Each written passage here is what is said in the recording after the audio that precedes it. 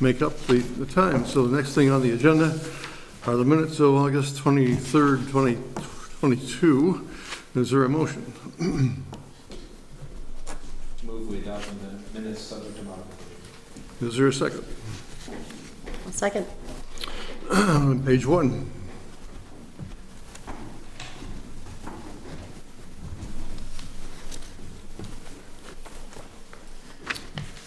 Page 2.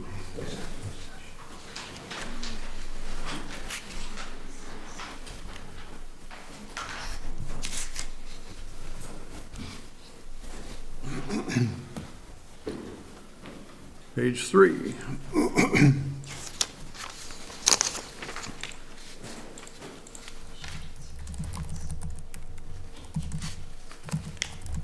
Hearing no corrections, then all those in favor of approving the minutes of August 23rd, 2022, say aye. Aye. Any opposed? Any abstentions? Gordon. Moving on to public comment. This is time for anyone in the room or on Zoom to make any public comment on any issue that they wish to. So if there's anyone in the room who wishes to make a comment, please come to the table and introduce yourself then.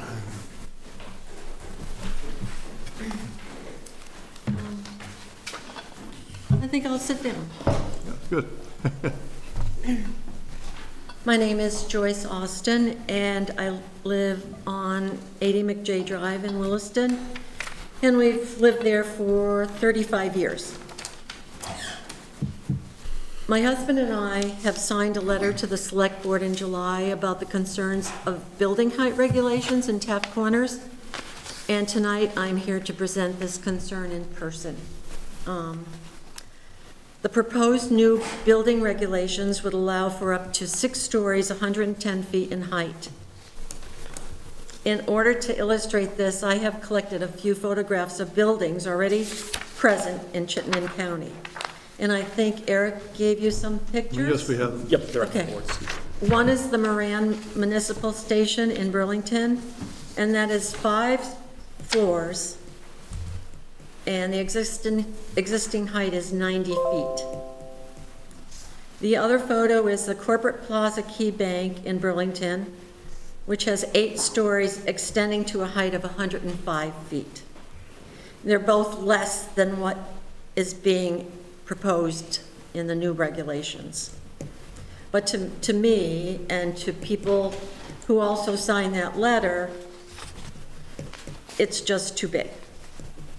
It was stated at the last board meeting that it is difficult to envision how a 100+ foot building would look in Taft Corners, and I totally agree.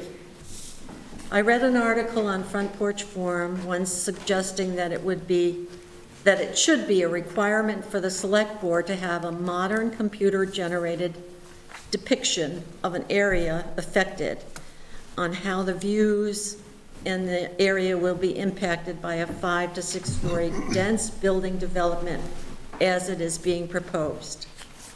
And I'm sorry I have to read this, but I get a little nervous talking in front of a group. You're doing fine. Using this technology would be beneficial to saving the town from making an uninformed decision. Once one or two of these buildings are built, and I think that's what I heard at the last meeting, we can change the plan or alter it. And I think it's too late to alter the impact of, or even change the plan after 1 or 2 buildings are built. If getting a computer-generated technology to show this area to residents, maybe another idea is to put a boom truck and raise it 110 feet in Friendly's parking lot and let it sit there for 2 weeks and see what people say. See what the citizens of Vermont say, like, why is that there? And we can inform them that this is the height of the buildings that you want to put in. It's just a thought. I'd even get on board to help pay for the boom truck. because I have a lot of people who are concerned about the height of the buildings.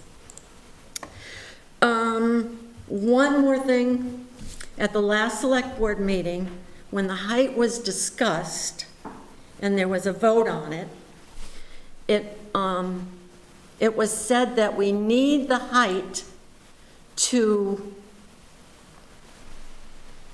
the height is needed for affordable housing.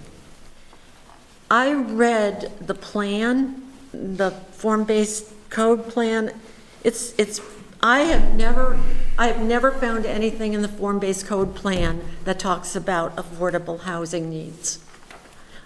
And maybe you can set me straight and put me on a page that talks about affordable housing.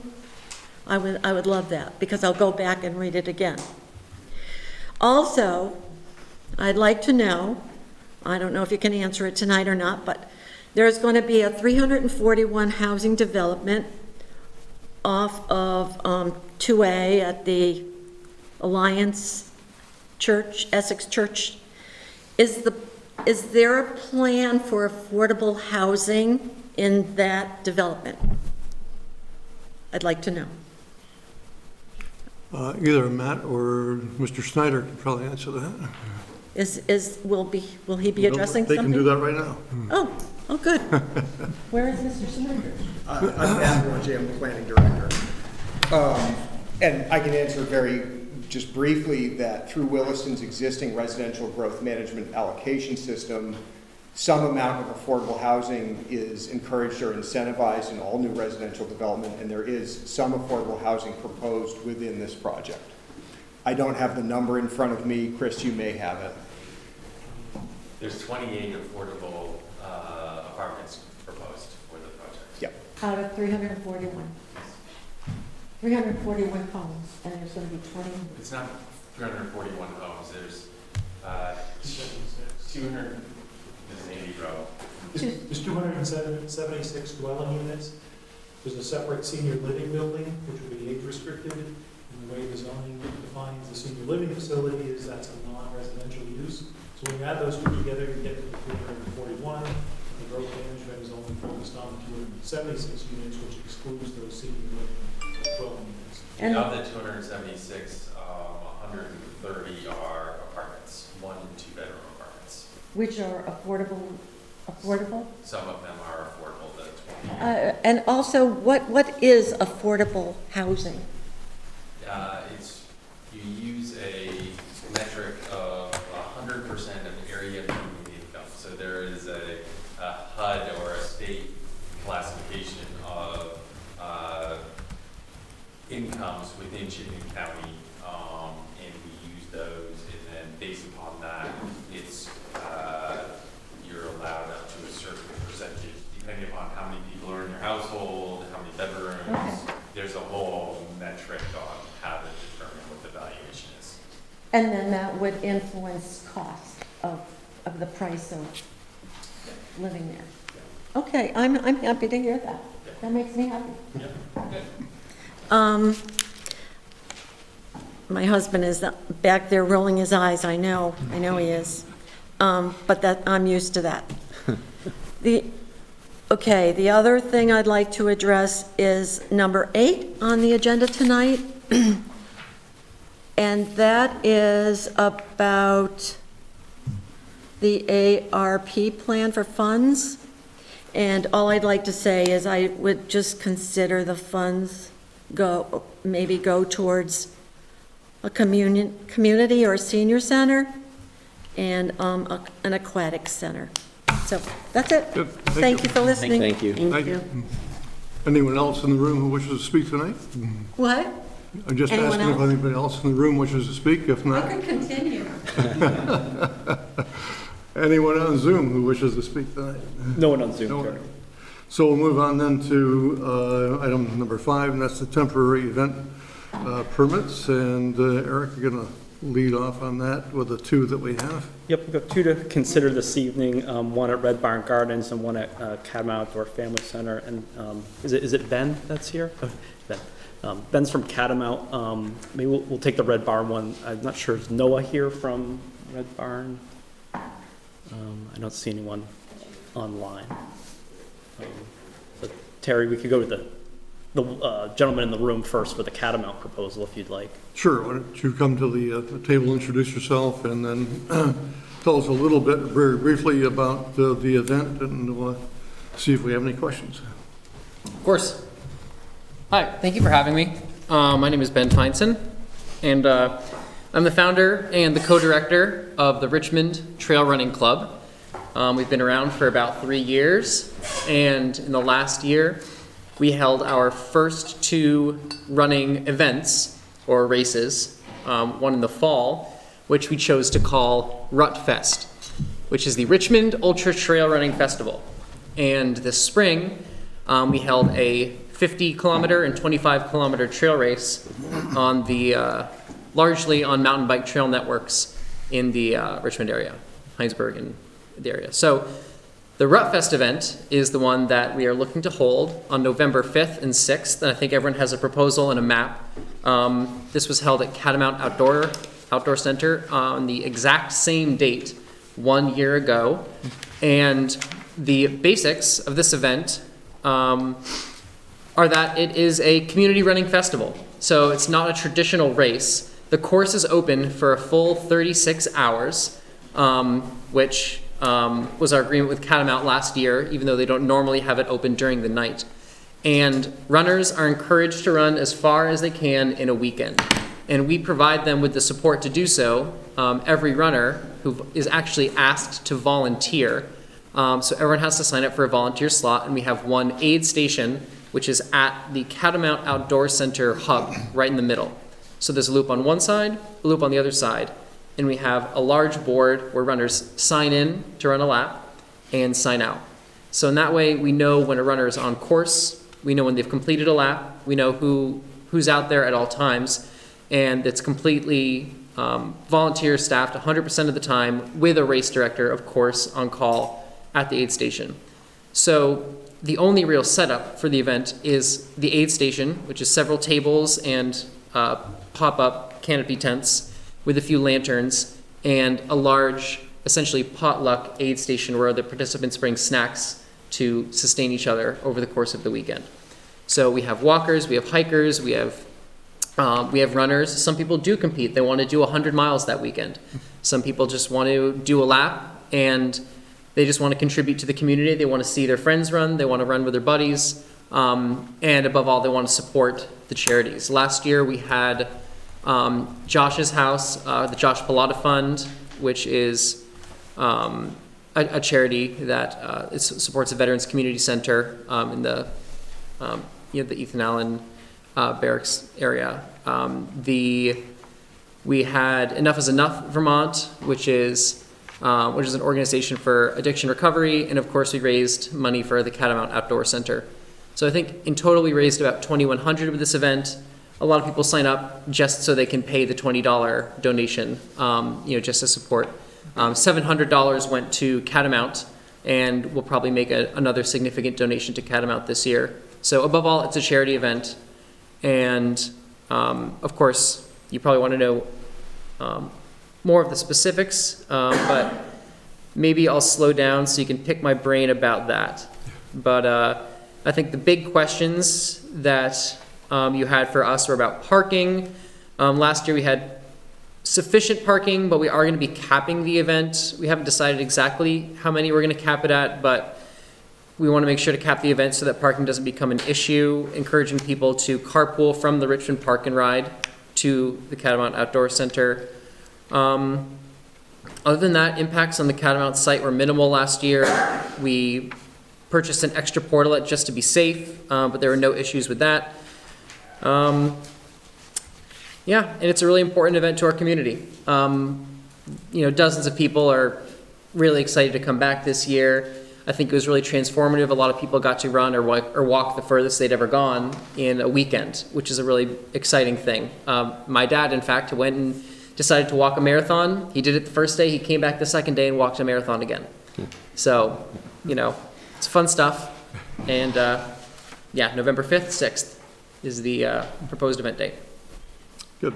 Thank you. I think there was the big question I think some of us had was what happens with the overnight folks that are out, but I think you've answered that, in that you've got the sign-in board, sign-out board, and there'll be people on, volunteers there during the night as well.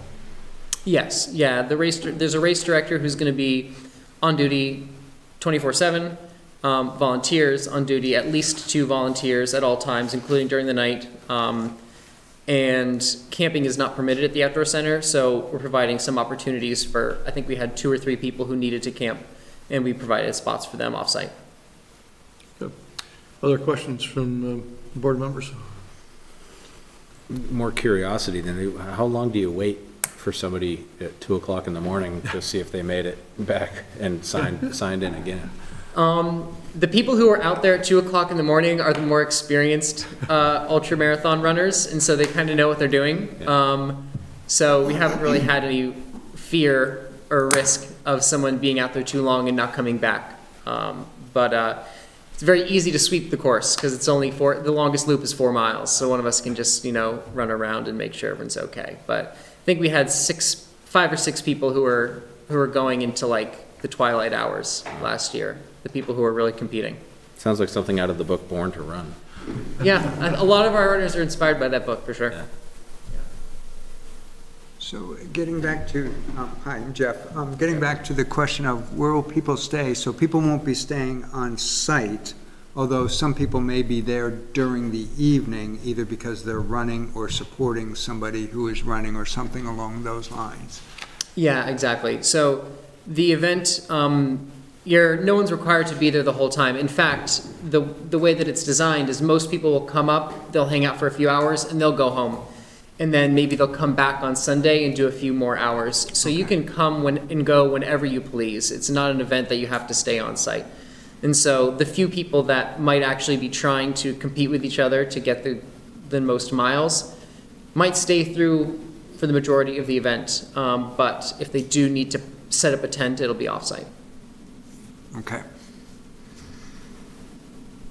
And there will be no food provided. People may bring food, but no food provided or drink or anything like that. Yeah, so we provide water and electrolyte drinks, the club, and maybe a few select items. But, the way that this event works, most ultra marathon events have aid stations with snacks and food, but we ask participants to bring a snack and we'll have some way of organizing that. But last year, the aid station was extensive. We had too much food, so we're going to have to limit it this year because people want to bring so much. Okay. Yeah. Interesting. Okay. Other questions? No. I'd be looking for a motion then. It'll be the second one in the mandate. Turn the page. I'll move to approve a temporary event permit for the Richmond Ultra Trail Festival at the Catamount Community Forest on Saturday, November 5th and Sunday, November 6th. Is there a second? Second. Is there any discussion on the motion? Hearing none. All those in favor of the motion say aye. Aye. Any opposed? No abstentions. So thank you very much. Yeah, thank you. Go forth and have a good time. Yeah. Be well. Thanks all for your time. Thank you. Sounds fun. So we're taking up now the Red Barn Gardens event, the Spirit of a Day in the Sun Festival. Oh, yeah, no problem. Thank you. And Eric, you have some comments on that? Yep, I notified the applicant, I don't see them joining, if the board had any questions, but I can present staff's review of this. I included it in your packet. There's a memo with conditions from staff included for this. There was a music festival at this site a couple of weeks ago. I checked with the police department. They didn't have any issues with that event, and I know the facility owner is aware of all these conditions that staff's put on. We have added this time to have the fire department to stop by just to make sure things are going well with compliance at the events. There is an accompanying catering permit from Foam Brewers. They did the other event a couple of weeks ago. And I should mention this event is called the Spirit in the Day of the Sun Festival. Will be held at Red Barn Gardens on September the 17th. There's also been assured there's no BYOB like the previous event at the location. But I can try to answer any board questions the best I can, but I don't see the applicant on here to answer any additional questions. So the big event was held, I think, a week ago, and this one is a much smaller type of event. Looks like it's the same. Similar size. Yeah. It says approximate number of attendees, 300, and I believe that was the Oh, same yeah. as the last one. Right. And there was no problems with that, but We didn't have any issues from police. They didn't receive any calls there. I think they drove by, they didn't stop on site, but there weren't any concerns that we heard of. Any other questions?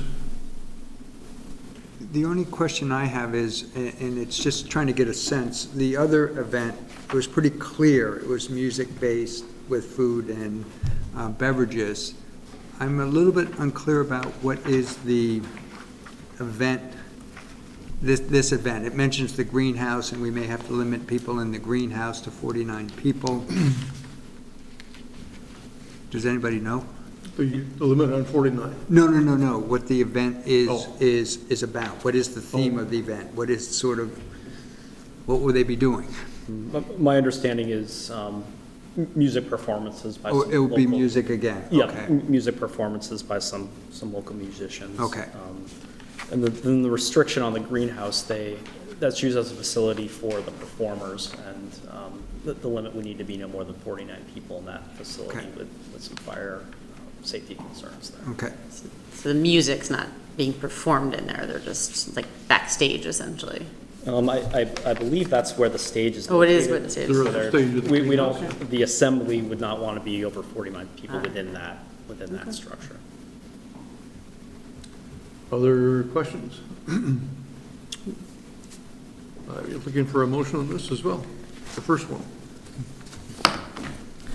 I'll move to approve a temporary event permit and catering permit for the Spirit of a Day in the Sun Music Festival at Red Barn Gardens on Saturday, September 17th, 2022. Is there a second? Second. Is there any discussion on the motion?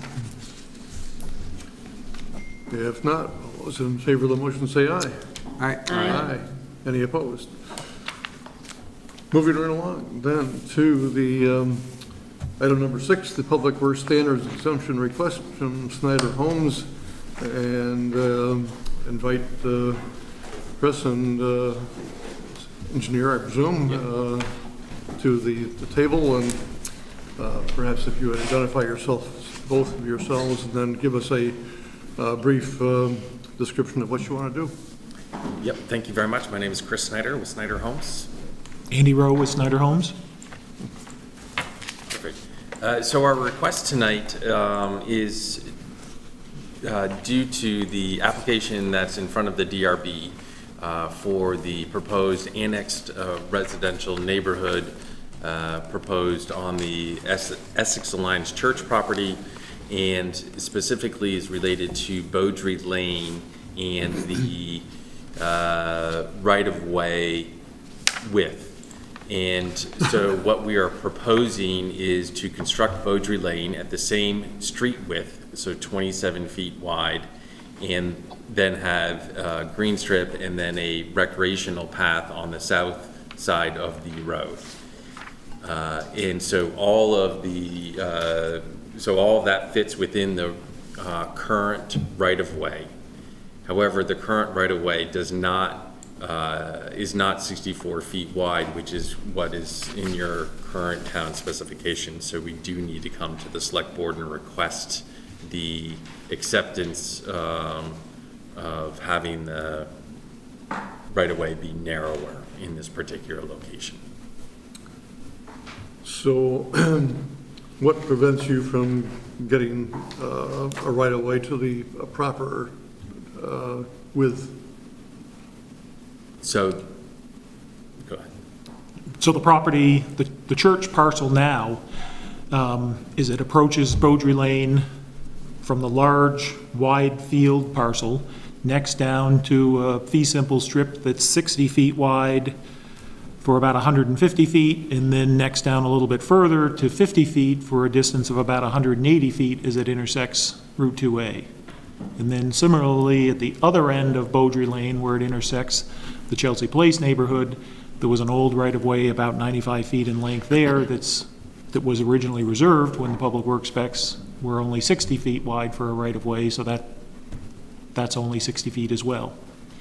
So if you were to expand it, you'd have to buy property, is that it? That's correct. We would have to buy property to meet that requirement. Okay. So your proposal, of course, would be to pave this right up to Route 2A That's correct. with curbs That's correct. and all the proper utilities would be in the right of way. Correct. The sewer doesn't extend out there at this point, and it's not being proposed to extend out there. There is an existing water main that's within the Beaudry Lane right-of-way. A portion of that would be replaced as you get to the end of the easterly end of the 60-foot wide right-of-way, but there would be storm drains within the curb street, and those storm drains would convey the water back into the site for treatment and detention. So yes, short answer is yes, everything fits within the right-of-way, including a 10-foot wide paved path, and the 10-foot wide paved path was at the request of the Public Works Department in order to sync up with their project that they're working on with V-Trans to extend the 10-foot paved path down along Route 2A, up Beaudry Lane, and connect to the path that runs over to Meadow Run. There is a paved path that runs through the annex project as well that will link over to Chelsea Place, Dunmore Lane, and the paved path that extends through Finney Crossing, but this would sort of be an alternate route to get out to 2A and the sidewalk at Alpine Drive where the State Employees Credit Union is, and then continue down 2A. So, not to jump ahead, but in the memo from Matt Belanger, it talks about having sidewalk on both sides. Theoretically, sidewalks could be provided on both sides with a green strip. However, at the request of Public Works, a 10-foot wide paved path is being proposed. And with that 10-foot wide paved path and maintaining a green strip for snow storage on the opposite side of the road, there's not enough space within the 50-foot wide right-of-way for both the paved path and a sidewalk. We could do a sidewalk on either side instead of the paved path, but that doesn't really accomplish the goals of making that connection to the town's project that's being proposed along Route 2A. You mentioned that there's no sewage available off of 2A coming in on Beaudry Lane, but is there sewage exiting onto the other properties? So The Chelsea development. Yes, Chelsea is served by municipal sewer. This neighborhood will be served by municipal sewer. It would be. But the Yes. 4 homes on Beaudry Lane that are there now, the 2 at the intersection of Beaudry and Route 2A, and then the 2 lots behind it are not served by municipal sewer at this I point. got it, okay. Other questions from board members? So I just want to make sure I understood, the current right-of-ways that are less than the 64 feet are because the properties are not in, or those right-of-ways are not within the boundary of your project. They're outside of the boundary, and either you don't want to or you are not able to increase those right-of-ways. Purchase additional right-of-way might be a way to put that. Is that correct? I just want to make sure I That's correct. understand. Yes. Is it because you don't want to purchase it, or it just physically is not possible? There's not enough room? As I look at this drawing, it looks like it might be tight, but I don't know that. It might be tight, and I think it's also, the existing right-of-way has been there, and there's been 2 other proposed projects, and the specifications have changed over time. Right, that piece I get, yeah. And so we're trying to utilize what's already in place and construct the road to the width and include the bike path, because we think Right. that that's a benefit to both the town and to the overall proposed neighborhood. Okay. I should note, one thing about Beaudry Lane in this location, and it doesn't really matter about right-of-way width, but, this is not going to be the primary entrance or exit, for the overall proposed neighborhood. Alpine Drive will be the primary entrance and exit. Okay.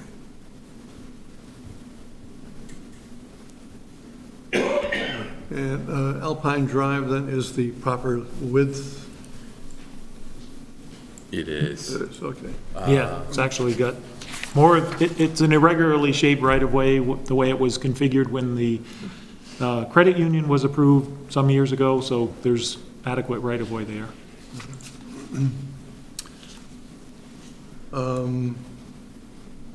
There's no more questions for you. I'd ask Bruce to weigh in on his memo and also Matt.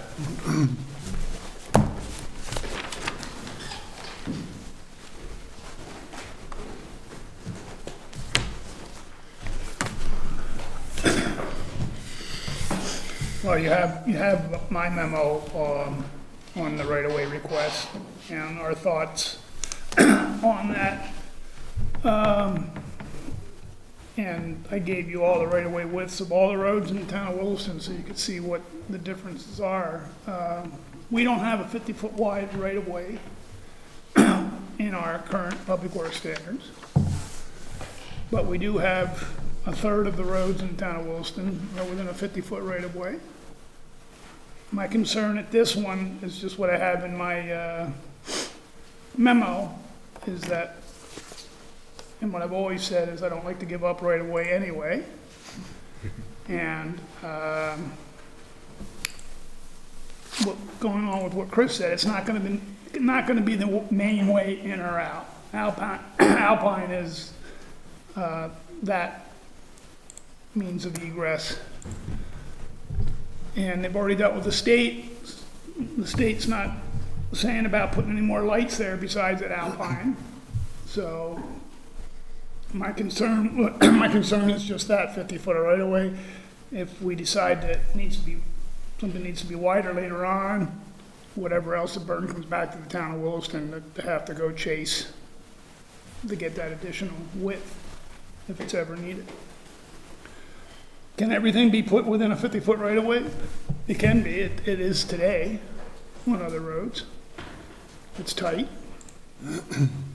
One of the things that could help a little bit, and I say this just from our own standpoint, is to get more green space for snow storage, is that path could go down to 8 foot wide instead of 10 foot. I mean, you're only talking about 2 feet, but even 2 feet of additional green space could be helpful.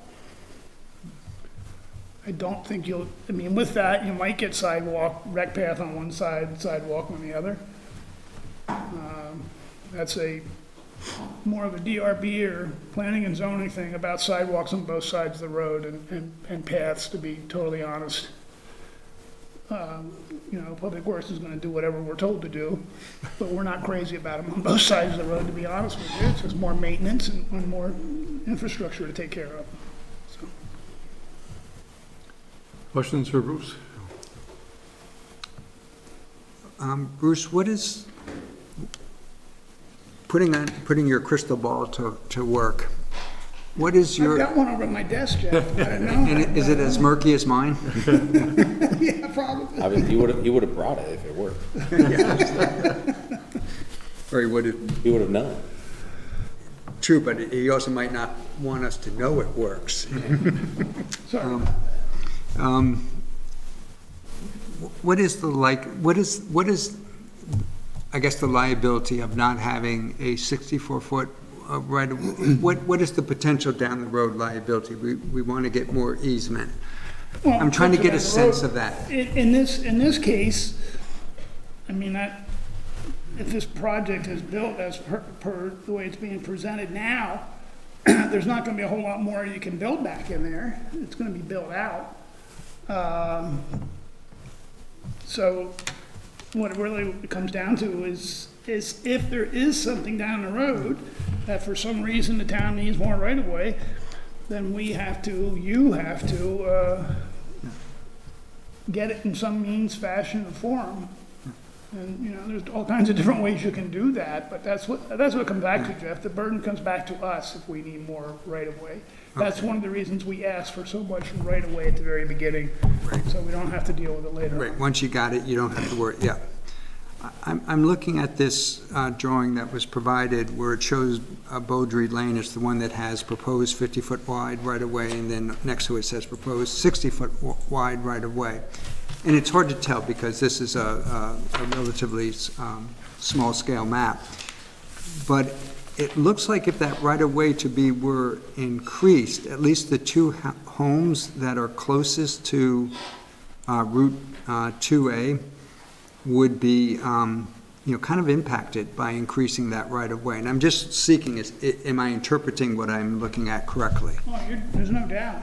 Yeah. To get more right away there would impact the homes, either one, especially out by Route 2A. Yeah. Which is, when it comes down to it, if there's any intersection changes that are gonna be made, it's gonna be within the first 50 or 60 feet of 2A. Yeah. Once again, if this project is, everything back in there is gonna be built out, there's no more land, you're not gonna build any more houses, let anybody build any more houses or anything like that. But it's gonna be built out, it's not gonna be something else that can connect to there. Yeah. So it's not like one where down the road, another project could come on board and then impact this intersection more. And then all of a sudden, you're putting more traffic there instead of just a one lane in, one lane out. You need, 2 lanes out. Start looking at traffic signals, those kind of things. Yeah. So Bruce, if you don't mind, if I interpret your memo correctly, you don't have strong objection to the right-of-way as proposed or as it currently exists? I don't have a strong objection to it. Okay, good. Other questions for Bruce? Bruce, what is the downside of a 50-foot right-of-way? I mean, we're talking maintenance difficulties, renovation difficulties, public safety difficulties, fire trucks, ambulance, buses, I mean... No, because the lane widths are going to be plenty wide. It's once again just comes down to the town. We decide we want to have, and I don't know why you ever would, but you want to have a rec path on both sides of it or something like that. As far as maintenance is concerned, the problem from a maintenance standpoint, from public works standpoint, is the snow storage in the wintertime is always our biggest issue. Once again, that path, right now we're working through a grant with V-Trans on bringing that path down 2A, and I wasn't even gonna put Beaudry Lane onto that. And they told us, no, if we're gonna have this, if you're gonna get this grant to put this path in, you've gotta show the connection to Beaudry Lane back to the existing path. Not that the path wasn't going to go there, but we just weren't even gonna include it as part of our original design, knowing that the property's gonna be developed, and the developer's gonna have to pay to put the path there anyway. So, there's no, it just means all the utilities end up in our right of way, which they have the legal right to do anyway. So there is no, it's the pavement width and the amount of pavement stuff that we put inside that right of way that becomes a maintenance issue. So it's not actually the width of the right of way, because that whole 64 feet of most right of ways we're not using anyway.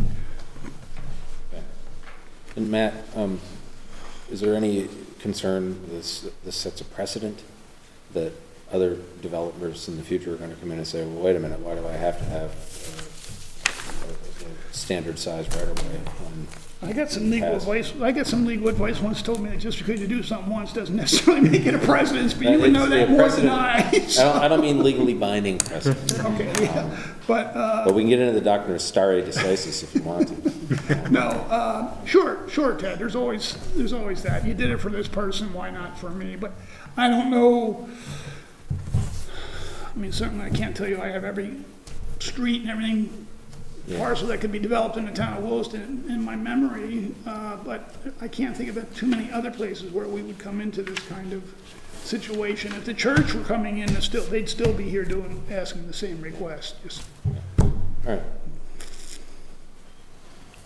The way I look at that is there's a huge difference between the right-of-way that's required within their project versus the right-of-way that's not required, but is existing outside of their project area. And it's that outside of the project area that we're focusing on tonight.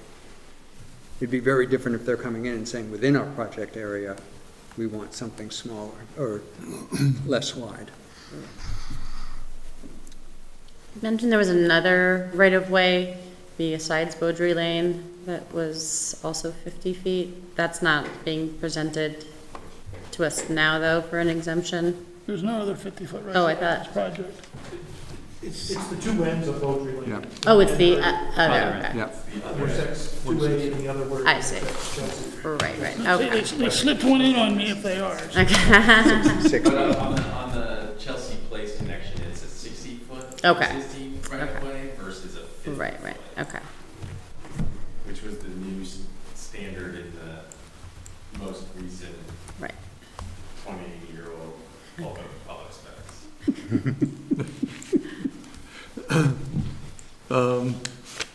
Perhaps, Matt, you would go over your memo to us. Sure.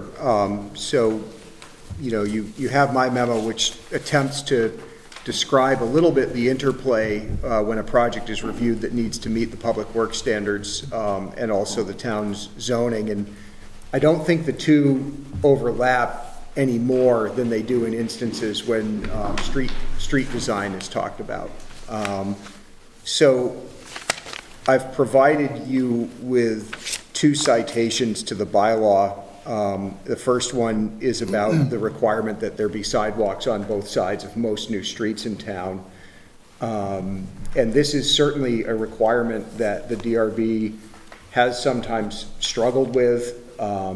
They do have some discretion in cases of, small or low-density projects, and in fact, they've exercised that discretion in some of the more remote parts of even some Taft Corners projects to dial that requirement back to sidewalk on one side instead of both.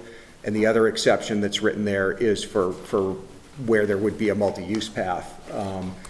That could be read a couple of ways. The most strict way would say, well, if there's a multi-use path on the side of the street, you don't have to replicate a sidewalk next to it.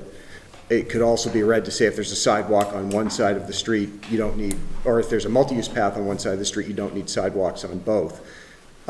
Suddenly, these questions might be asked at a higher degree of detail when the DRB is presented with a layout as they have been. So the first part of my memo just talks about that sidewalk requirement, and Bruce is right. You might be able to squeeze in a sidewalk on that other side of Beaudry, but it's awfully tight. We're quite close to some existing structures. Certainly the creation of this street, regardless of width, is going to require some tightening up of some of the existing access into Beaudry Lane of those existing properties to manage conflicts, et cetera. So the other part is I'm going to bring up a word that hasn't been spoken yet, and it's appropriate for the planner to speak for the trees. The Williston Development Bylaw does include some language about requiring street trees on the sides of new streets. And since precedent was mentioned, I will say the DRB's history of practice on where and how street trees are required has been somewhat variable. There's any number of challenges that someone can face when they're trying to locate street trees in the right-of-way, oftentimes along with things like street parking or multi-use path, et cetera, or trying to accommodate snow storage or maintenance ability.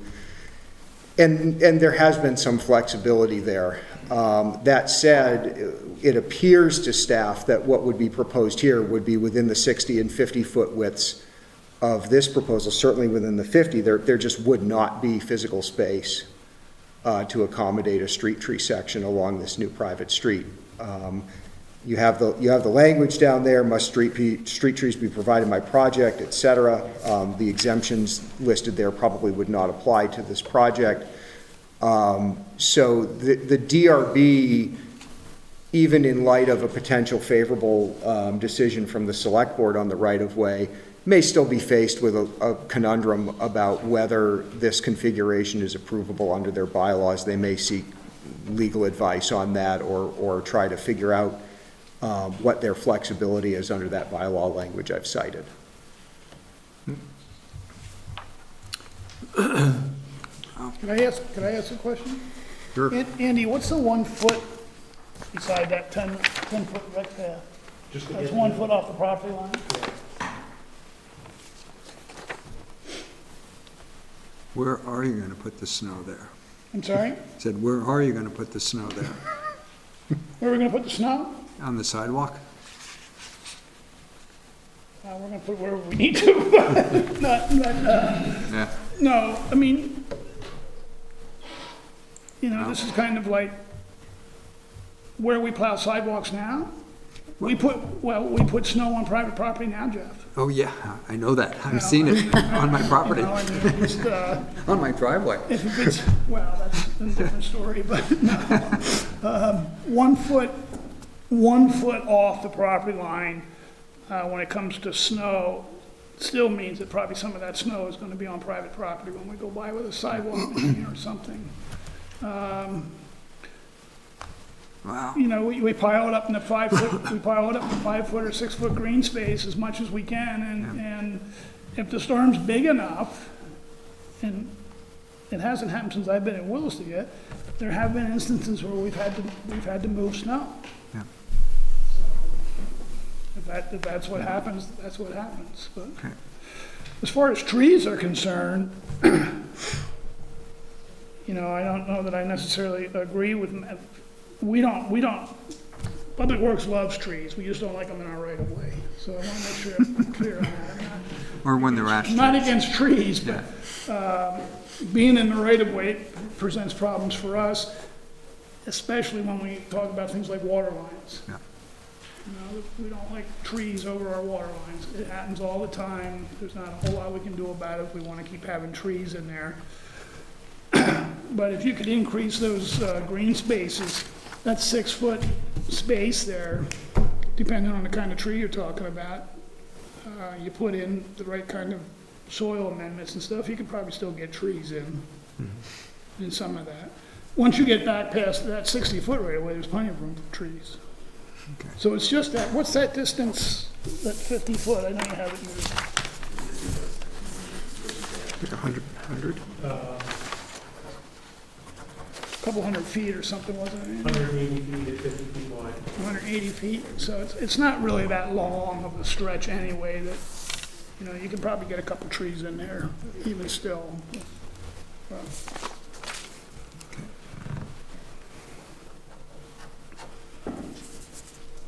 Other questions? So, we have the opportunity to either take up this tonight as far as a motion or not, or if we need more information to continue it, but I'd be looking to know if there's more information that's required from us.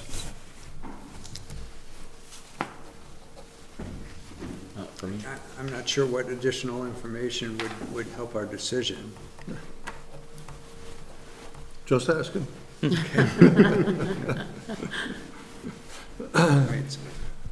So we have an opportunity then, either to approve it, or if we don't approve it tonight, it could come back to us, but it's up to you. If you'd like to make a motion to approve the proposal,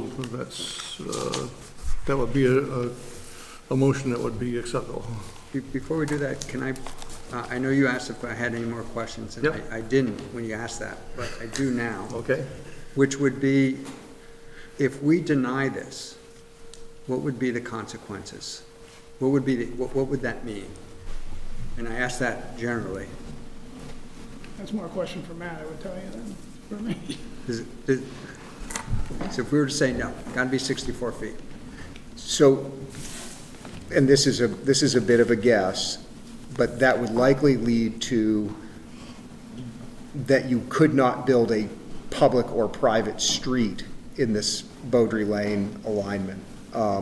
What that has implications for in terms of the overall site plan of the project, we have some limitations in the bylaw. You cannot access more than 40 dwelling units with a single point of access. So if you think about this project right now, there are 3 ways in, including Beaudry. If you remove Beaudry, there's 2 ways in.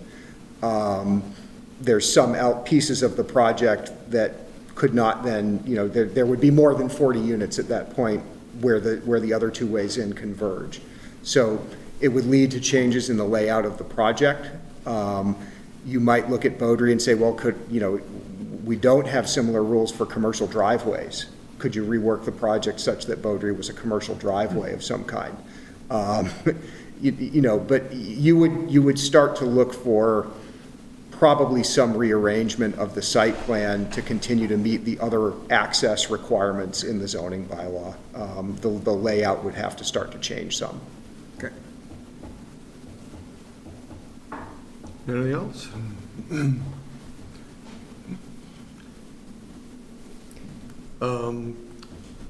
If I don't hear a motion, then it would not be approved, at least tonight.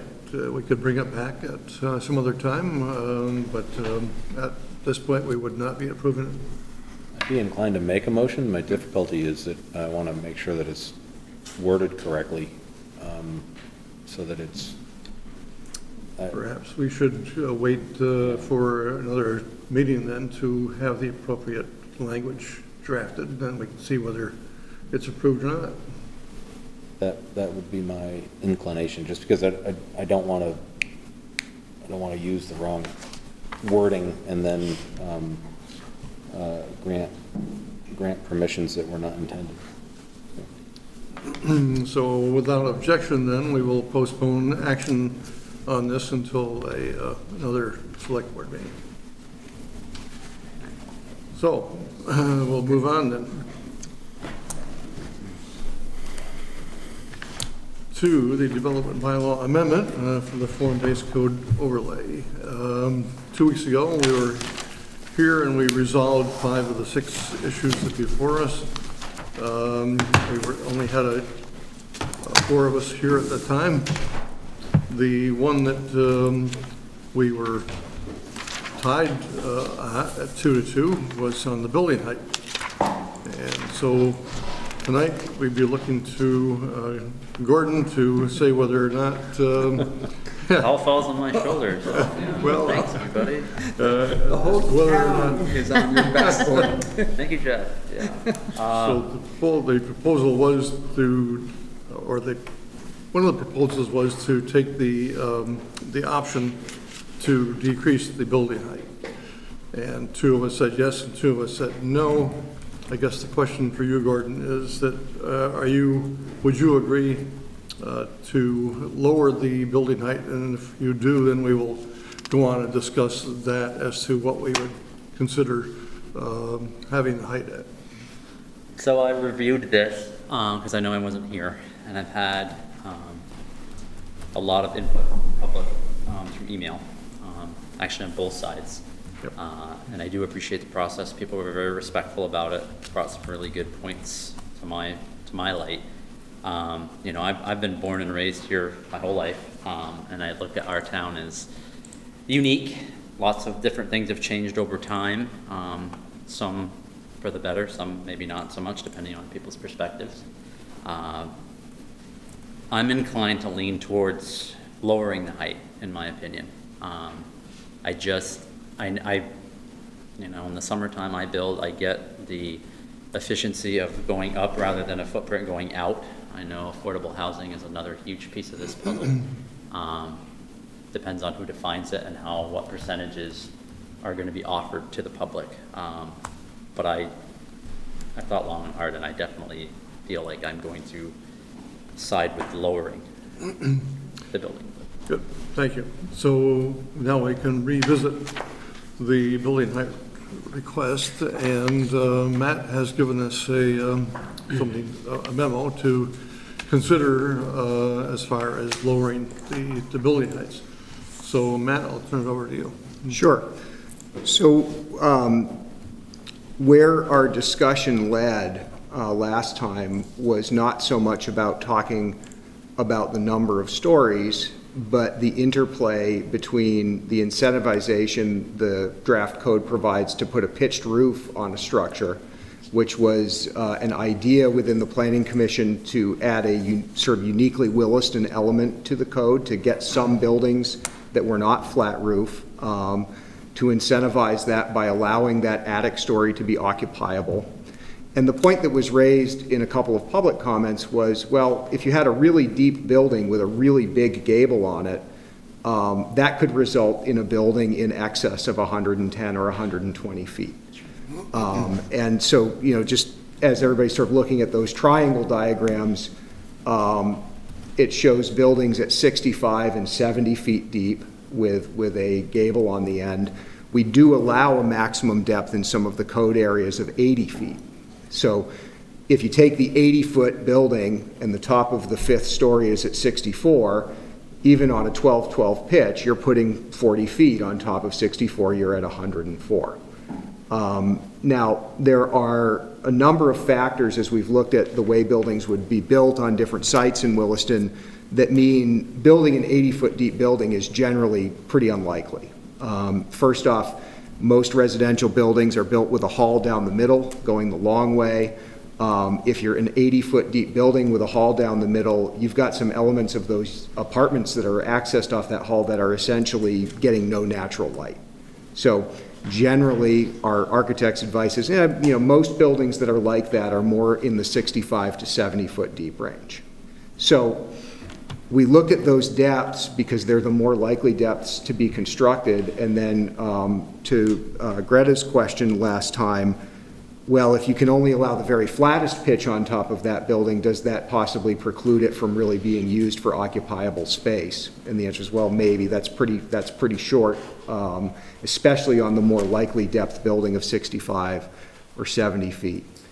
And all of this conversation was an attempt to come up with a number of feet above the sidewalk elevation that could just be an absolute limit on height, basically saying to an applicant, if you can find a way to put 5 stories plus an attic story under this height, that's okay, but you may not always put the very steepest roof on the very biggest building. You may have to go with a less deep building, or you might have to go with a flatter roof, or some combination of that, because there would be this absolute limit over the top. So 2 weeks ago, I mentioned the number 81 feet.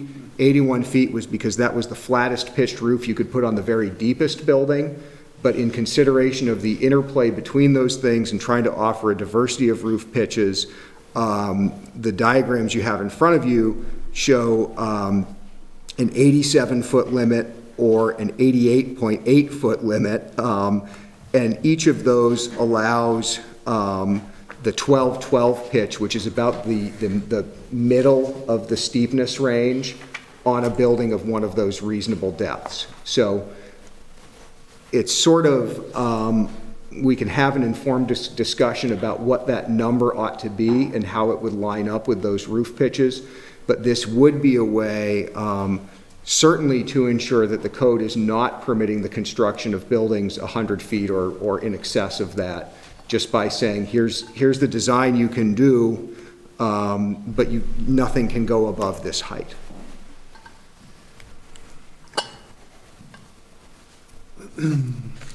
Questions, comments?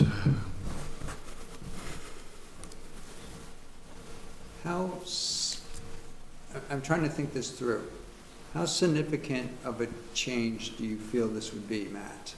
Is it, the trouble with talking about building heights is it's hard to envision what the impact of, let's say, limiting it to 88 feet would be without, and we talked about this a little bit early in the meeting about understanding what is, what are the buildings around it going to be like?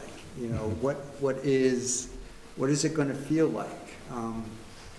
So is limiting it to 88 feet, let's say, really a significant change, or is it on the minor side, even though it feels like the right thing to do? Maybe might be a way to put that. I think that based on things like thinking about what a usable building depth is, I think that based on some work we've done to play out what it looks like to do infill buildings on sites and meet all of the other development standards, it's very unlikely that an 88-foot limit will ever be the thing that actually limits the building's height. So in other words, you run into other constraints first. So a couple of points. We worked through a site we were imagining placing a building on, and this site was about 50,000 square feet. It was a little over an acre. It was in a zone that allowed 4 stories plus an attic story. And I went through the exercise of, well, what's the maximum width building? And I gave it, I think, the 75-foot depth. I gave it the attic story. I came up with about 40,000 square feet gross floor area. Figuring 1 dwelling unit per 1,000 square feet of gross floor area, I've got a 40-unit building. Okay, great. Well, now I've got to go on that site. I've got to take the developable area. 10% of that developable area needs to be provided as private open area on the site plan. In other words, a green space somewhere probably behind or beside the building. Some of the site needs to be provided as an alley for access. Some of the private open area, another 5% of that gross floor area can be provided as private open area with balconies on the street-facing facade. I gave it to the building, but it's actually pretty unlikely you'd get it all. You'd probably need your green space on the ground to be bigger. Now I've got to park this building. And the parking standards that come with the form-based code still require generally around 2 spaces per dwelling unit.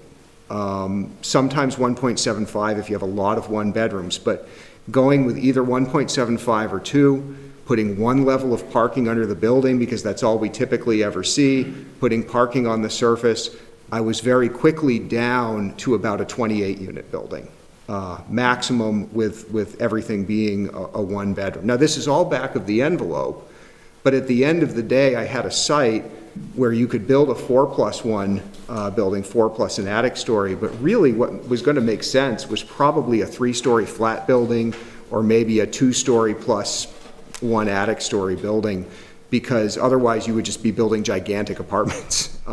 You couldn't park it. So you couldn't physically fit enough parking spaces under the building and on the surface, after setbacks, after access. I didn't even do utilities and dumpster and all of that. And so there were a lot of other limiting factors, and at the end of the day, it did not make sense. It would not make sense to max out the height of that building. And most of the sites I'm looking at, I mean, maybe someday it makes sense for somebody to build 2 levels of parking underneath a building in Williston. Maybe. But right now, there are other factors that are pushing on that. There's also just things that happen in construction as you go above 4 stories that changes, what it costs to build a building, how it would work. So I do think that given all of that, it still makes sense to consider an absolute height limit, because it's just it's an emergency brake on something that has been expressed to the community as being, we don't want buildings that are 110, 120 feet tall. You don't need buildings that are that tall to achieve the goals of the code as transmitted. And so the numbers we came up with, they sound like funny numbers, 87 or 88.8 feet, pick 85, pick 90. Either would probably work. This is just a diagram to demonstrate that you can still achieve that pitched roof and have a habitable pitched roof under those limits with a reasonable depth building. So that's an interesting concept, that what actually is going to limit building height may be parking. Yeah, I wouldn't want to design it that way. Very interesting. But And I assume if you're going to go with 2 levels of parking, that adds a tremendous expense. $50,000 a space. Wow. Yeah. Surface parking's a lot less expensive than structured parking. Okay. I didn't mention stormwater. You have to find a place on these sites to treat stormwater as well. So again, there's just, when you start trying to imagine development under this code, it's very permissive in that there's a lot of flexibility either up or out or down, but you still have to do everything on that site that's going to make the site work. I just get this vision that we're gonna have a building, you know how in some cities you've seen it where they kind of stack boxes and they're kind of not right on top of each other and they go up really high? I don't think that'll happen here. It just, No, because a pitched roof won't look good on the boxes. with that concept that there are gonna be so many factors that might limit the building, and in particular the building height, you know, such as all the other things that have to be accommodated and the expense of structured parking. Okay. I had not realized that.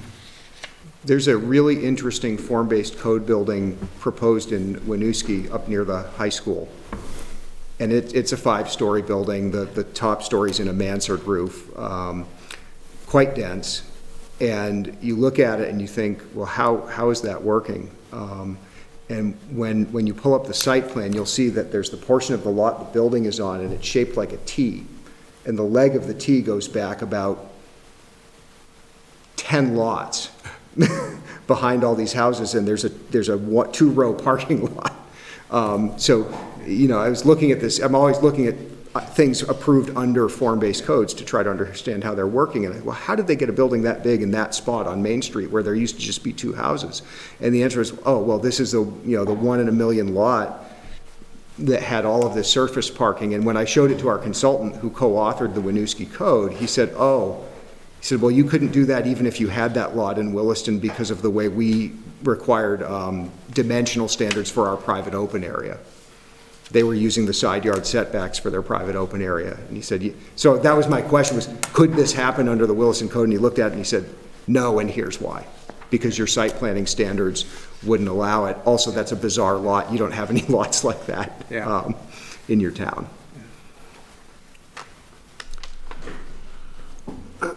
So let me throw out a question to the board, asking it for a straw vote on, how much support is there for an 87-foot limit on a building? Show of hands. You said it doesn't really, there's not going to be a difference if it's 85 or 87 or 90. I mean, it's ultimately. You might be talking about a 1210 instead of a 1212 on a certain depth building, something like that. So then, yeah. Did I? Yeah. Okay. So, we've done that. Now, the question is, are we ready to move to direct the staff, according to the suggested motion, to make the changes and call for a public hearing? If there is, I'm looking for a motion. Move to direct staff to make substantive changes to the Unified Development Bylaw amendment to establish a form-based code overlay district in Tafts Corners and town-wide official map as indicated by a majority consensus of the Select Board. And further, move to warn a second public hearing on the proposed amendments and transmit the substantive changes identified for the hearing to the Planning Commission for comment.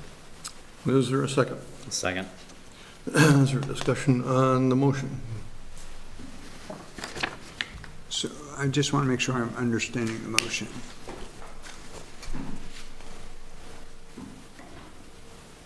Okay. We are not scheduling that second. We're asking that a public hearing be scheduled. Be scheduled, okay. That would likely be on October the 4th, I believe, by looking at the warning timelines. We would double check that tomorrow, but that would be the anticipated date. And the Planning Commission would have time, there'd be sufficient time for the Planning Commission to comment before that public hearing? Right, so the Planning Commission's statutory duty is to revise the bylaw report and resubmit it to the state agencies and neighboring communities, essentially saying there's a new hearing draft, here's what it is. They can also provide comment along with that updated report back to the board. Since you asked me something and I get to talk, I just wanted to mention 3 things. First, I wanted to thank the board very much for all of your work on this. I know it's been a lengthy and complicated review. Second, I wanted to remind the board, in the memo you received from me, there is a discussion of the other prior changes that were discussed by the board that we would be responding to in an updated draft, the 2 boundary changes. There's also mention of a little bit of work we would present to you in that draft related to some flexibility around utility placement, flexibility of standards, given necessity of utility placement and other minor edits. Last, I would just say that I was at the Planning Commission meeting a little earlier tonight. They are paying attention to this conversation as it has played out at the Select Board. I would say that as a group, they're not 100% in agreement with some of the changes that have been discussed here, particularly the boundary changes. You may hear something from them about that. But they asked me tonight if I would say that to you tonight, so I'm saying it to you just so you know. Okay. And that's Thank you, and we appreciate the extremely hard Yeah. work that the Planning Commission has done on this. We are responding to numerous comments that we've had from the public, and so we're all doing our job, and probably none of us are going to be happy with it. The amount of public involvement you have been able to achieve into this form-based code is extremely commendable. Thank you. I don't think why can't we get that kind of participation for our budgets? You don't have to answer that. So we have a motion made and seconded. Any further discussion on the motion? Hearing none, all those in favor of the motion say aye. Aye. Any opposed? Any abstentions? So, thank you, Matt, and Thank the Planning Commission, Thanks, Matt. and we'll look forward to a public hearing.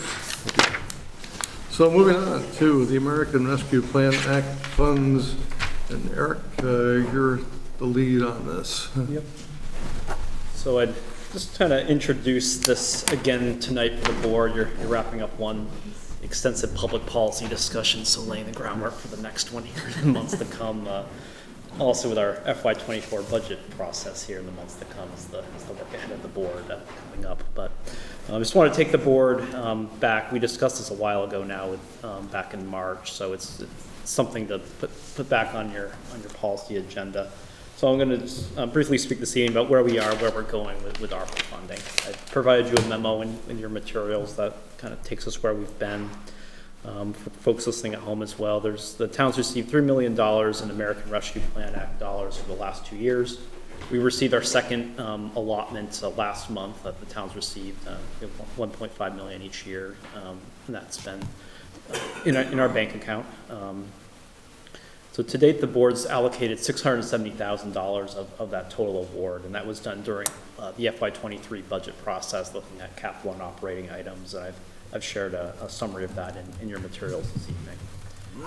As a reminder, for using this ARPA funding, the deadline is December 2024 to decide how to spend it, and December 2026 to spend it. So it seems a little ways off, but it really isn't when you talk about some larger projects and permitting and cost and all those things that go into it. And as a reminder, earlier this year, the Select Board elected to take the lost revenue standard allowance, which supplies the greatest flexibility for these funds. Just over a year ago, we were looking at this and trying to determine how we could use it. And with this exemption rule that was put in place earlier this year, it really leaves it open for any government activity, with a couple exceptions with pensions and debt payments and things of that nature. So it really provides a lot of opportunity for the board to think about it. And with that additional opportunity, it adds additional complexity to think through some of these public policy allocations with this funding. So in our discussion last March, I proposed a model for the board to consider in this. It was looking at kind of three buckets or three areas to think about allocating this funding towards in general here. One was looking at some large-scale capital projects. You heard from Police Sergeant Shepard looking at a communications tower off Old Creamery Road to improve our coverage. In addition, you heard from Public Works Director Bruce Hoare with a number of public works potential projects in our highway division and also our utilities that could benefit from these funds to some extent. And then what I'll go into tonight a little bit is what we could call some operational goals, some additional, not as expensive pieces with this funding, but some things that town's looked at and talked about in the board's directives and policy and budgets to think about this funding.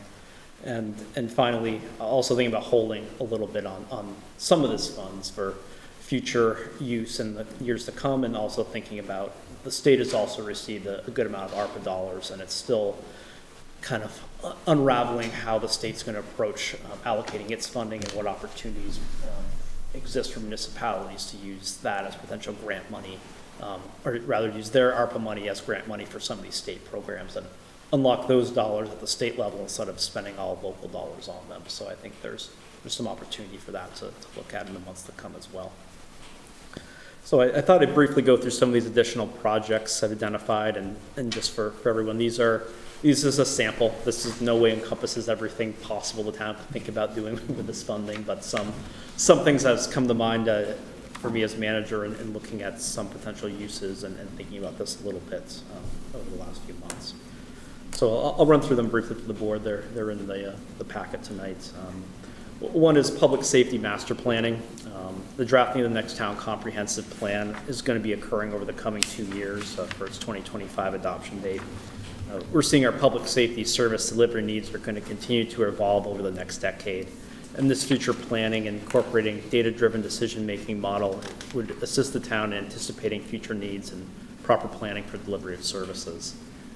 We did work last year with AP Triton to evaluate the fire department's operations and identified several possible actions to consider in the years to come.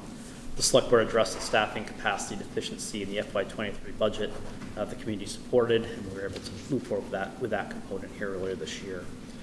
The police department now achieved its stability in its staffing, is also in need of evaluating its service delivery moving in the years to come, and the future needs of the department to serve the community. We're starting to look at some of the department's data to think, should the board support a project like this, we can use our data analysis for the emphasis for an RFP to assist with this master planning effort for that agency as well. And we have the groundwork for the fire department to assist with that arm of it. Creating a master plan for public safety will utilize our work completed to date and further analysis to create this roadmap I envision for the future to deliver our police, fire, and EMS services for the community in years to come. So that is one potential area to be thinking about here. Another is technology. Williston, like many communities, and I think I see a lot of especially the local level of government, we're still very paper-driven, and I'm just as guilty. I need my paper copies of things to look at. But I'm talking more operational in town, where we have something, a piece of paper, a plan, a process that touches many departments with an Excel spreadsheet, with a hard copy to review and mark up. And there's a lot of more sophisticated workflow software out there to improve our efficiencies with that. We've looked at it in a few years. There is a significant price tag to this, but if there's a potential use with ARPA to at least have an initial purchase of that, I think the benefits the town would see over time would be realized with efficiency and transparency with other ways to share information. And utilizing technology in government, there's certainly a lot of companies that do this, but I think it's a good project for the town to be thinking about, if not for ARPA, with our operational analysis moving forward. We've been doing some work looking at the town website. It's a template from 2009. The company that supports it's telling us that this template's not going to be supported very much longer. Aaron in the manager's office has been doing some research as well to see there might be another template we can pivot to, some other work on the website. Kind of look at it as our front door to the town too, especially in the information age we're in, for people to learn about our services and what Williston's about. So that's potentially an area to look at some ARPA funds to have some focus there. We also have some other infrastructure. There's some fiber optic cables. We're trying to connect all our buildings on our campuses here in town with being interconnected. There's some older cable between the library and these couple of buildings, and we have underground conduit, and there's some ways to improve that operationally as well to look at here. And also you have a memo from the town clerk, Sarah Mason, with their continued effort for digitization of property records. And that's certainly a good service to have that available. So there's no lack of technology potential for some of this funding. Next, the board last May approved a 3-year police retention and hiring incentive. Funding for FY '22 was identified using operational savings in the budget. FY '23, which we plan to make that in the spring, in the May timeline. Staff will need to evaluate in the coming months where the operational savings could potentially be utilized this fiscal year. But ARPA funds may be something for the board to consider with that incentive payment, because it was not in the budget when it was originally put together for FY '23, as this was passed last May. So it's potential for ARPA funding to be used for that component. Then also, as the FY '24 budget is built, you may recall that's the largest component of this incentive and hiring payment. It's about double what it is the first 2 years. So as we build the FY '24 budget, that's one-time money here. That may be something to identify ARPA funding for, as it wouldn't hit the general fund necessarily. It would come with that other revenue flow. Something Shirley and I have been paying a lot of attention to is the state of our global economy and inflation, and seeing where that's going to lead us. You'll see, for one example, in my manager's report, we anticipate our health insurance plan will go up around 15% for calendar year 2023. We'll work with our broker as we do this time of year to get some final numbers and look at our options, but we see it everywhere in our personal lives as well, and going to the grocery store, that the costs are increasing, and it's going to be something that the board's going to have to look at in FY '24. We're tasking staff and drafting their operating budgets to deliver a first draft budget that shows what the cost is going to be to deliver the current level of services, and if they have a request for an added service or an expanded service, to break that out separately for Shirley and I to review. And I'd like to try to bring the board a baseline of services at what it's going to cost to continue, and then consider these requests for added or expanded services, seeing if there's room to include that in the original manager's budget, or include some of these as a side menu for the board to consider for additional costs. But hoping to get a better sense once we start reviewing budget proposals in October, kind of where things are landing on the operational front. Kind of my long-winded summary here is being thoughtful with ARPA as operational assistance for inflation and strategically expanding services. The challenge here is this money can help offset impact for a couple years as we have it, but it's going to go away. So it's going to have to be picked up by the general fund at some point. So it's being mindful of thinking downstream how it's used as well. So I think so. I'll look at that right now, but it's all factors into the financial equation here. In continuing our town energy plan goals, the board's allocated about $30,000 towards a charging station project, which I've tasked Melinda with working on, and I think we'll probably move that forward. I don't think we'll hit it this construction season, but probably by next spring we'll have that ironed out. The board could consider allocating some more funds towards energy goals. Could potentially task the energy committee with making a proposal with a dollar amount of some priority projects to use some of this funding for, if an amount is designated. Then I'll mention our ongoing capital needs in town. For years we've looked at the general fund. We've used some unassigned fund balance to help with the ongoing capital needs. They're there. They're always increasing. The cost of things are going up as well for trucks, police cruisers, pieces of equipment, you name it, additional building improvements. So the board factored that into the FY '23 allocations. There certainly exists a lot of capital needs in our existing capital plan to use ARPA towards, and the offsets there are decreasing general fund use for those one-time expenses or capital savings accounts expenses for equipment replacement. I mentioned leveraging the state ARPA dollars as well. I'm on the, I guess I'm the vice president of the Vermont Managers Association. Part of what we do is plan the conferences, which is a nice role to have to help plan the conferences. And our meeting in October, we're going to have some folks from the state there to try to explain more about the state's ARPA funding program and give us some insights about where those opportunities may be for municipalities to try to use some ARPA as match, and for us to really understand what that looks like, what that horizon looks like, to think about as well here and prioritize that a bit. then I've included in your packet, the town hasn't solicited any formal requests for any groups or other organizations, but with ARPA in the news, I've received over the past 5-6 months a handful of requests from organizations in town asking about some projects they have and asking if the board may consider their requests. So I've included those for reference at this point. As we go through this process, if the board would like to hear from any of those groups, I can work to get them scheduled to present that at a future select board meeting. So really trying to think about next steps, and I'd say it's a good problem to have. Certainly if the federal government wants to give our town $3 million, we'll gladly accept those funds. But then the question is, how do you use them, and what's the right and best public impact? And that's a policy question for the select board to think about the next couple of months, and ultimately direct the staff of how you want to move forward with those decisions. Really a best practice we've talked about is getting community engagement and feedback on the use of these funds. Some ideas I have for the board to think about: we could create some listening sessions. It could be an agenda item. It could be myself and maybe another staff member just being here and available a number of evenings in the town hall for staff, for residents to come by and chat with us, and I can make a summary report of what I hear for the board. We can have a survey mechanism. There's some ways to gather that public engagement piece of it. And it's challenging because you can't, trying to focus that a bit too, where it's a very, many ways this funding could be used.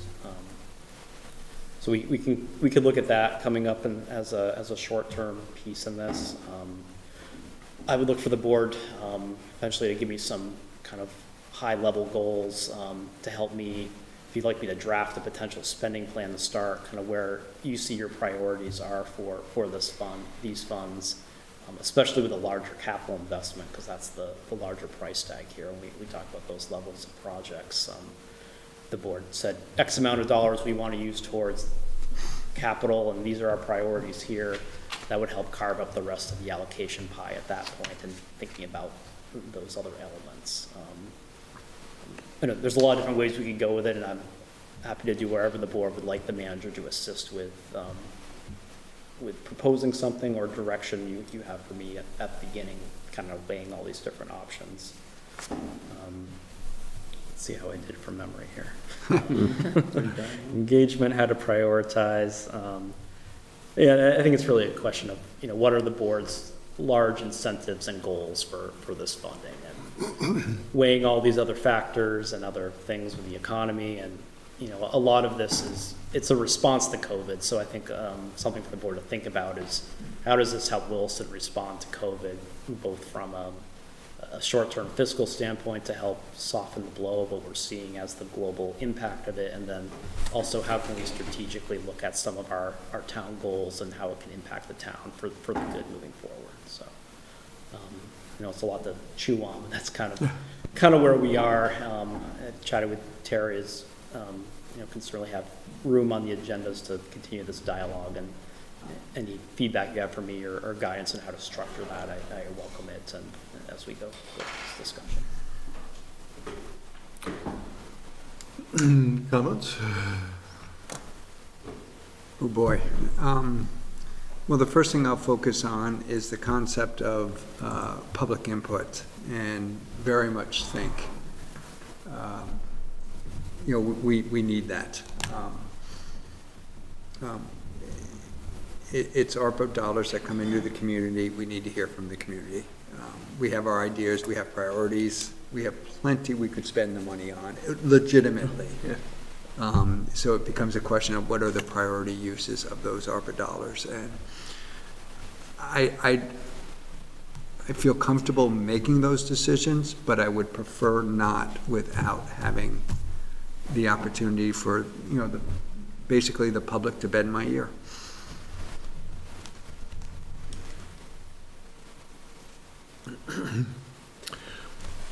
Can I jump in on, I agree with Jeff. My concern about the structure of the public input is that if we did something like a poll, I think that might be a better test of who's organized in town versus the merits of the project.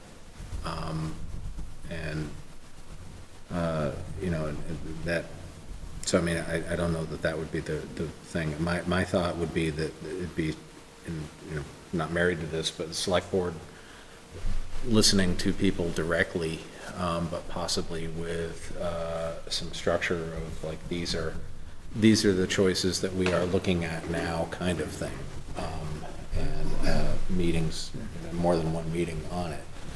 And again, to make sure that we don't have like, you know, a free-for-all.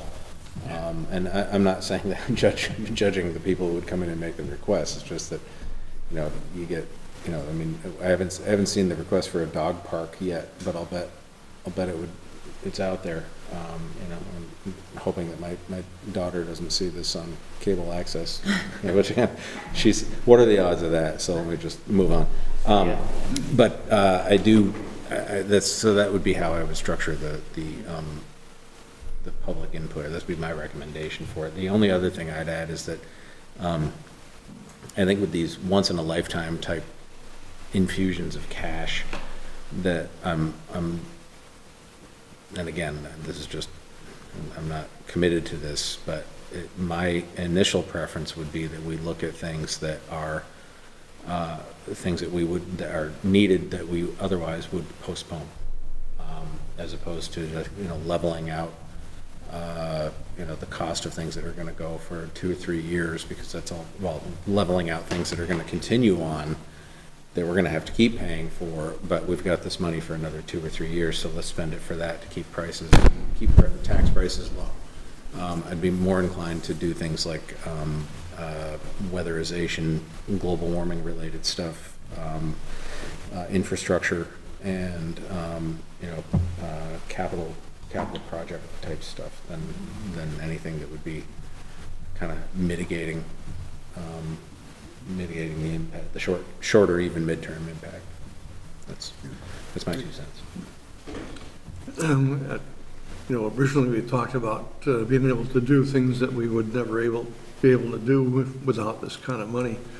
And it's obvious that we're going to need to spend some of it on the more mundane stuff. But I think we have the opportunity to make good inroads into other things that are needed in town. I'm thinking about input from the public.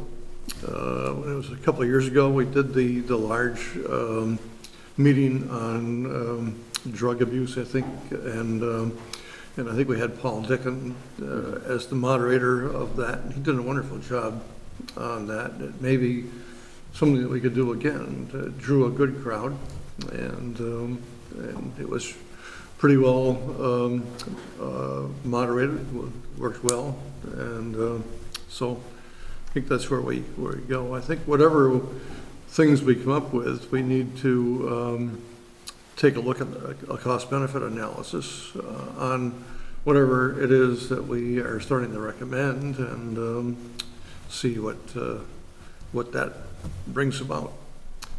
Other thoughts? I think there's going to be a lot of input publicly, either by individuals or groups, of certain things on a wish list that people are going to want. And I think that is going to be very difficult to kind of wean down. My mind goes to things during COVID that either got cut somewhat or disappeared. Some of those opportunities that are not there anymore. I know the Edge was a huge one that's been brought up a lot by various age people, not just those in their senior years. But I think about that population. I also think about our youth and how we target getting that information, and how we do an analysis of what the biggest need is. Maybe not the biggest want, but the biggest need. So very much in agreement. I think community input is the crux of the ARPA spending, and I think that you know, this money, as Ted said, should ideally go towards things that are going to benefit our community in a greater way, in a whole, but maybe things that wouldn't have otherwise been specifically allotted for, or might have been you know, put on the back burner. But I really see this as money that is meant to really invigorate our community. And again, so to do that, we need the community input.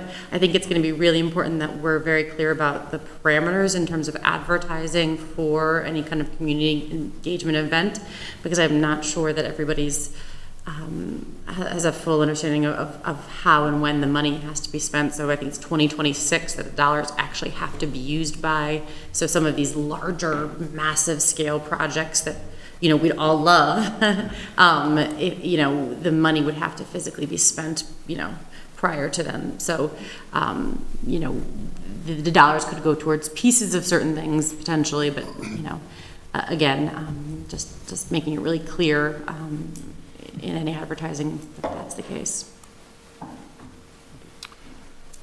But all great feedback, I appreciate it.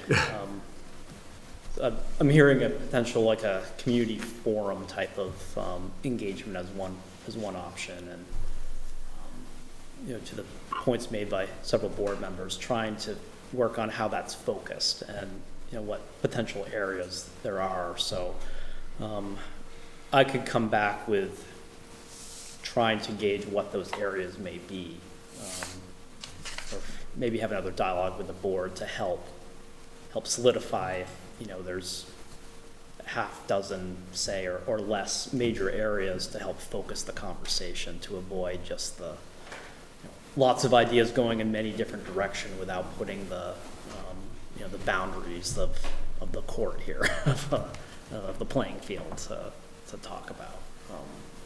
I'm just trying to think how we get there and what would be helpful for the board to help get there.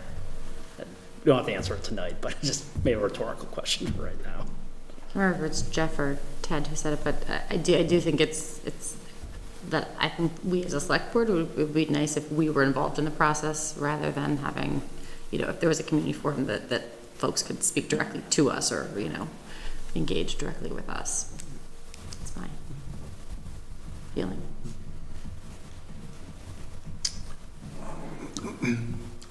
We'll be talking about this again. Yeah. I'll put my forum thinking cap on the next conversation. I appreciate the board's feedback. You know, it's an important decision to make coming up here. Thanks for putting together that memo. That's helpful. So we're down to the manager's report. A few things going on. I highlight here. I'll speak to a couple of my written reports. We're going to be doing our first town volunteer appreciation event coming up on Thursday the 15th. Weather's looking a little iffy right now, so we're going to make a call by next Tuesday. We may need to delay that, but certainly invite the select board to join. If there's a link to just RSVP to Aaron in the manager's office.